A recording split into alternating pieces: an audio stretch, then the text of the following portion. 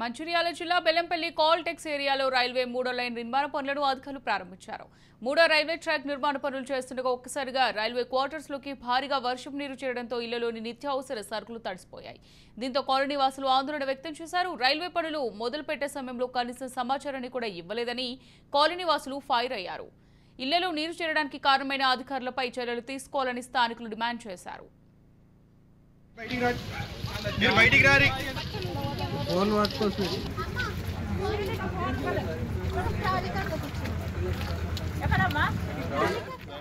Right, ఇదే అంశానికి సంబంధించి మరింత సమాచారం మా ప్రతినిధి అరుణ్ కుమార్ అందిస్తారు. అరుణ్ కుమార్.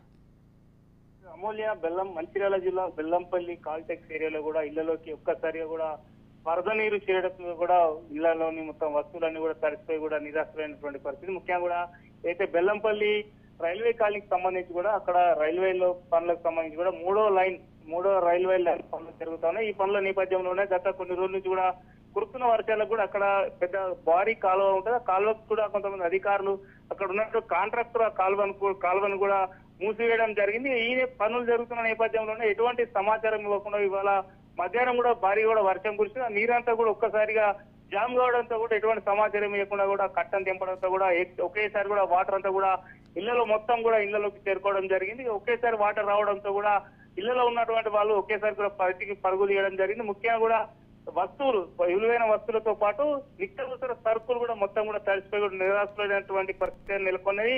ఇదికే అధికారులు అక్కడ బెల్లంపల్లి మున్సిపాలిటీ ఏరియాలోని 10, 11, 12 వార్డులకు సంబంధించినటువంటి 3 వార్డుల్లో కూడా ఈ పరిస్థితి తలెత్తిందంటూ కూడా బాధితులు అయితే వాపోతా ఉన్నారు. ముఖ్యంగా కూడా ఇటు అధికారులు కావచ్చు, రైల్వే అధికారులు కావచ్చు, అదేవిధంగా కూడా కాంట్రాక్టర్ గారిని నిర్లక్ష్యంగా వ్యవహరించి ఎటువంటి సమాచారం ఇవ్వకుండా కూడా ఇవాళ ఆ కట్టం తెంపడంతో ఆ నీరంతా కూడా ఇళ్లలోకి చేరి మేము ఇబ్బందులు పడ్డాం, అనేక ఇబ్బందులు ఎదుర్కొంటున్నామని చెప్తా ఉన్నారు. ముఖ్యంగా కూడా ఎవరైతే ఖచ్చితంగా ఇటువంటి నిర్లక్ష్యం వహిస్తున్నటువంటి కాంట్రాక్టర్ కావచ్చు, అదేవిధంగా కూడా అధికారులపై కూడా ఖచ్చితంగా చర్యలు తీసుకోవాలని చెప్తాం. ఈ విషయాన్ని కూడా స్థానిక ఉన్నటువంటి నాయకులు, కాంగ్రెస్ నాయకులు ఎమ్మెల్యే దృష్టికి తీసుకెళ్లి కూడా ఖచ్చితంగా ఎవరైతే దీనికి కారకులైనటువంటి వాళ్ళపై చర్యలు తీసుకోవడంతో పాటు బాధ్యత ఎవరైతున్నారో వాళ్ళకు కూడా కొంత న్యాయం జరిగే విధంగా ఆర్థిక సాయం అందించే విధంగా కూడా ఎమ్మెల్యేతో మాట్లాడి కూడా చర్యలు తీసుకుంటామని అయితే వాళ్ళు తెలిపినటువంటి పరిస్థితి కొనసాగుతా ఉన్నది. Amulya. Right, thank you Arun.